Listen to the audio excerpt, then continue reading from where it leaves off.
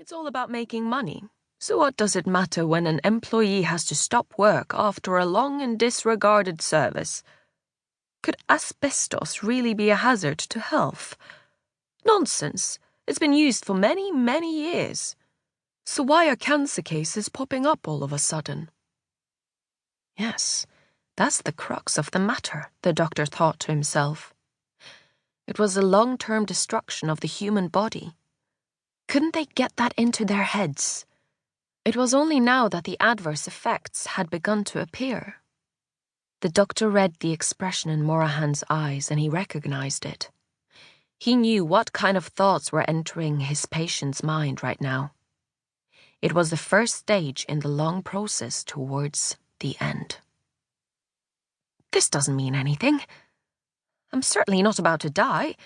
It's just a lot of nonsense this doctor is telling me. Nothing can break me.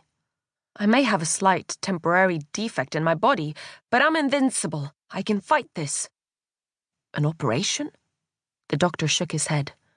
It's too advanced. It's spread all over your body. Morahan's heavy breathing was the only sound. It was this strained and yet shallow breathing that had made him consult the doctor. He had ignored the pain so far, but now he realized that he had waited too long. But he certainly had no plans to die. Nevertheless, before he had time to think better of it, he blurted out, "How long?" The doctor sighed. "I can't say. It's a difficult question." "Are we talking about years?" "No, months. But speaking in terms of weeks would be too short." "I see. Have I got time to travel? What I mean is, have I enough strength for that?" "It depends on how long and how far you plan to travel. Back home to Ireland? To the poor working class district in Dublin?" Nothing tied him to those places anymore. He had left home when he was still a boy to make a living in England, and had landed in precisely the same circumstances there. His parents had died and his siblings were gone. Without exactly wanting to, he said, "I'd like to visit my mother's native country, Norway." She always spoke so wistfully of how incredibly beautiful it was. I think she would have been happy to know that I was on my way to Norway. Do I have time to make it? I really think you should go ahead with your plan. Of course, you'll know when you become weaker, and then you can just come back and I'll have you admitted. To a hospital or a nursing home. I recognize this calm as well, the doctor thought. He hasn't accepted it. The death sentence has nothing to do with him yet. Oh well, he has to make his way through all the stages.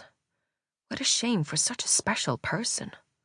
There are so many nondescript people. Morahan is different.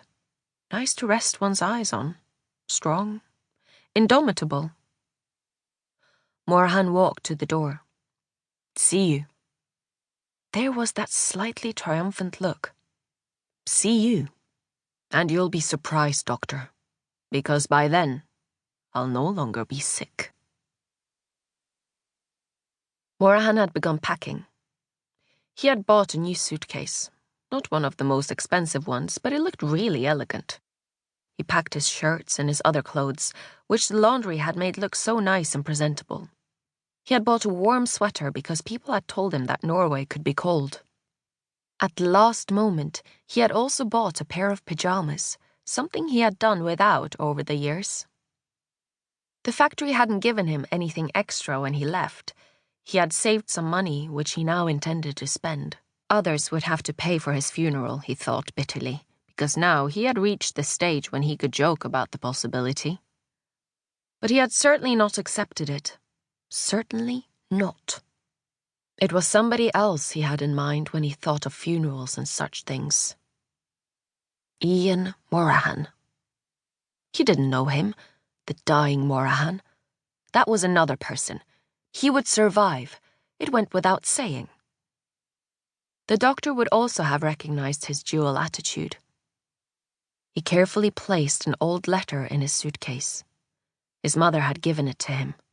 It was addressed to her from her sister in Norway. It bore the name and address he needed if he wanted to find that